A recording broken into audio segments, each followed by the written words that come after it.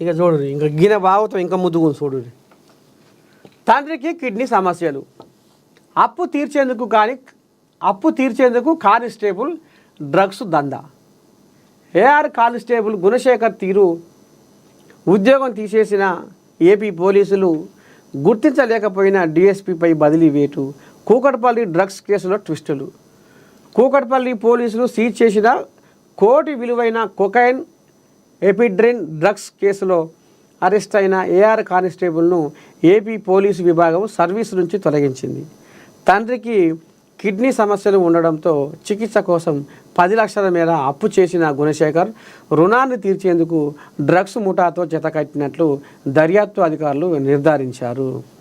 గుణశేఖర్ ఆంధ్రప్రదేశ్లోని తిరుపతిలో పనిచేస్తుండగా తాను గురువుగా భావించే ఏఆర్ హెడ్ కానిస్టేబుల్ రామచంద్రతో అన్ని సమస్యలు చెప్పుకునేవాడు. ఈ క్రమంలో తండ్రి చికిత్స కోసం సుదీర్ఘంగా సిక్ లీవ్ పెట్టిన గుణశేఖర్ సురేందర్ అనే వ్యక్తి వద్ద చేసిన 10 లక్షల అప్పును తీర్చేందుకు మార్గం చూపాలని వేడుకున్నాడు.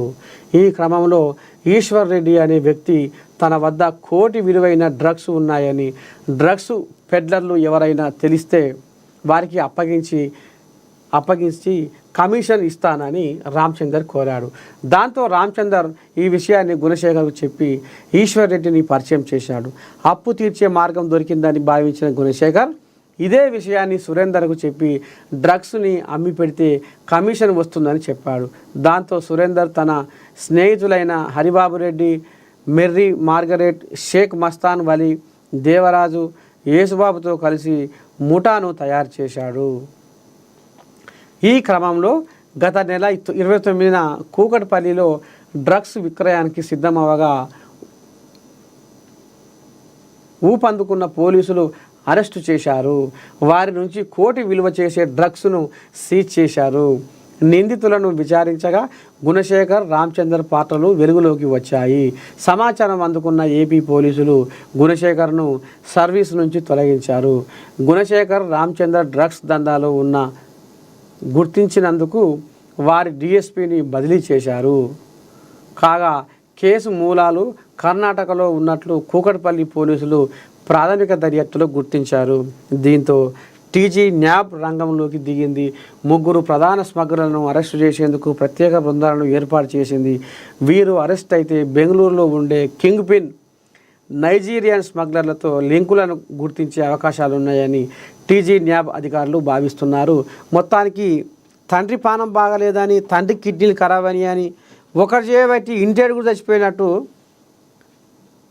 ఒకరు చేయబట్టి ఇంటి అడుగురు ఇదైపోయినట్టుగా ఈయన తండ్రి పానం బాగలేదు, తండ్రికి కిడ్నీ సమస్యలు ఉన్నాయి, ఎట్లా చేయాలి ఏంది ఏం కథ అని ఇక ఈయన 10 లక్షల అప్పు చేసి ఎట్లా తీర్పాలి, ఈ అప్పును ఎట్లా దగ్గర పడగొట్టాలా అని ఇక ఈ రకంగా మార్గం ఎంచుకోండి ఈ కోళ్ళగా. ఇప్పుడు వీళ్ళయ్యా పానానికి చేసిన అప్పు చేయబట్టి 10 లక్షల అప్పు చేయబట్టి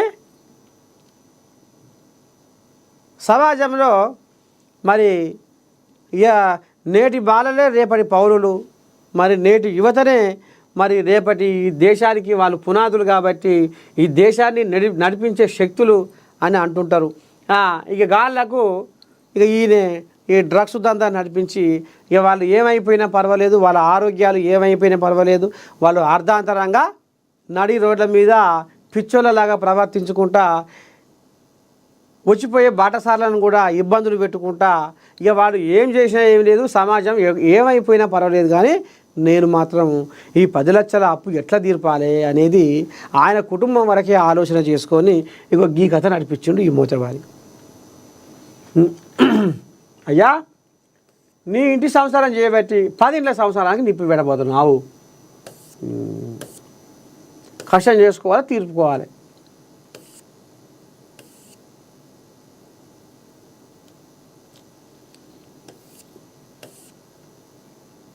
हाँ